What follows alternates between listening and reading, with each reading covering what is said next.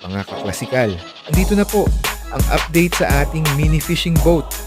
Tignan nyo, nalagyan ko na ng epoxy seal ang bawat pinagdugtungang parte ng Sintra board para maging mas matibay. Ang haba ng bangka natin ay 34 na pulgada, lapad na 7 pulgada, at taas na 3 pulgada. At syempre, hindi mawawala ang blueprint na ginawa ko.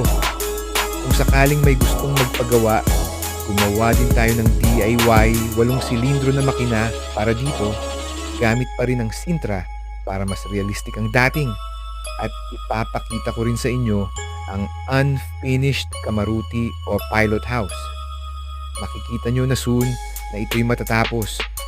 Abangan ang susunod na video ng ating Pangulong mini fishing boat. So stay tuned mga kaklasikal, maraming surprises pa ang naghihintay.